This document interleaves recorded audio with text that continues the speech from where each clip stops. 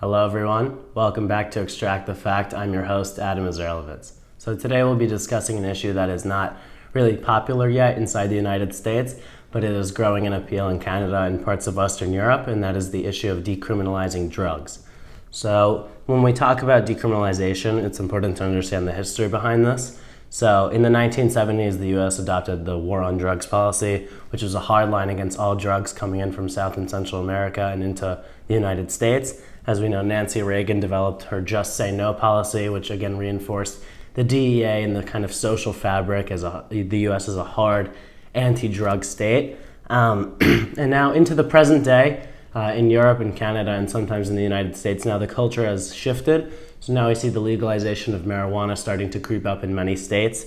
And there's the anti-drug culture, the hard line is slowly fading away. So now we're talking about the issue of decriminalization. And I want to stress decriminalization is not the same as legalization.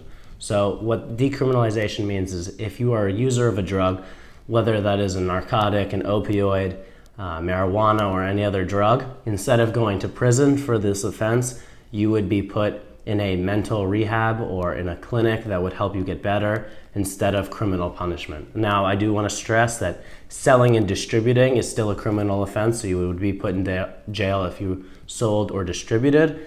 However, if you are a user, this is where the decriminalization would take effect. So first, I'll be arguing that yes, decriminalization of drugs is the proper way forward to have a safer and more prosperous society. So I'll argue for the yes component first.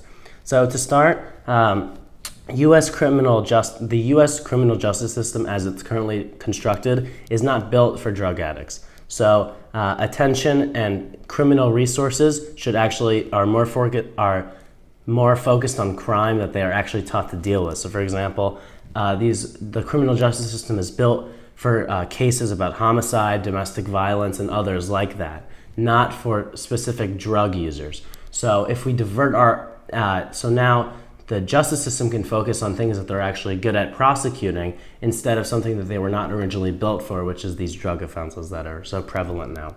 Another statistic that I found interesting was, according to the U.S. Department of Justice report, it was 76% of jailed inmates had at least one mental health disorder, and that could be fixed. And 70% of these drug users have one mental health issue, and that could be fixed with proper rehab and treatment instead of prison, because obviously in prison you're not getting the mental rehab treatment that many people want for these drug offenses. So 76% is a huge number, so that can be mitigated or almost cut in half or even more if they go into rehab instead of prison. So now if we look at a case study, because obviously in the US it hasn't been implemented, but in a country like Portugal it has been implemented, and it's been implemented for a while now. And in Portugal, at least, it's been a huge success. So if I read from foundationrecoverynetworld.com, the Portuguese process of decriminalization of all drugs is over a decade old now, and long-term benefits include, and I'll just read from here, substance abuse and addiction rates have been cut in half since decriminalization. Addiction treatment and rehabilitation is less expensive than incarceration.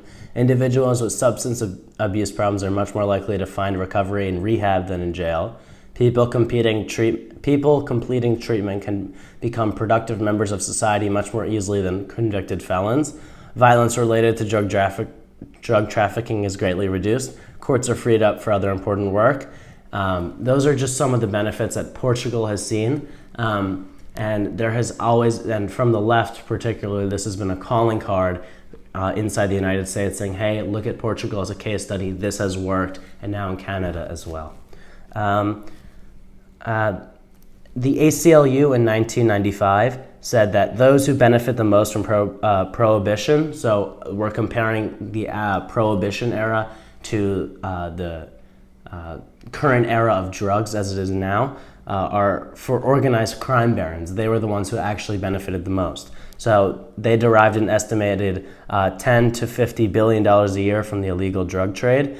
And indeed, criminal drug laws protect drug traffickers from taxation, regulation, and quality control. So if this is eliminated, and we get proper clinics with drugs inside that can help people instead of the black market, we can regulate better, we can tax better, and the control and the overall quality of the drug can be vastly improved. Another argument that is also corroborated by the Portuguese study is that cost of incarcerations will drop because obviously you're incarcerating less people, so the cost of incarceration in our criminal justice system will plummet. So now I'll argue for the no side, saying that decriminalization of drugs is not the way to move forward, and it's the wrong method to dissuade the public from pursuing these drugs. So I will read a highlight from the ACLU Pro-Con website. And the DEA asserts from the legalization lobby, and they claim that America's prisons are filling up with users, but the truth is only about 5% of inmates in federal prison are there because of simple possession. Most drug criminals are in jail, even on possession charges, because they have plea bargained down for major drug trafficking offenses or more violent drug crimes. So only 5%, that's a lot of people will say that is a misconception because a lot of people think that it is a lot more than that, but this is asserting that only 5% are on simple drug offenses, so this problem is actually exaggerated compared to what the reality of the situation is. The website Vitanas cites that the greater supply of the drug now being used in treatment centers will actually decrease the price point of the drug on the black market because when we increase supply, the price will go down. And this is dangerous because when the cost decreases, experimentation with this drug can increase, and they could skyrocket as well without fear of criminal punishment. So it could be seen as a reward. Oh, if I try it, I can get rehab and it will all be fine, instead of this fear of criminal punishment as a way to dissuade the public.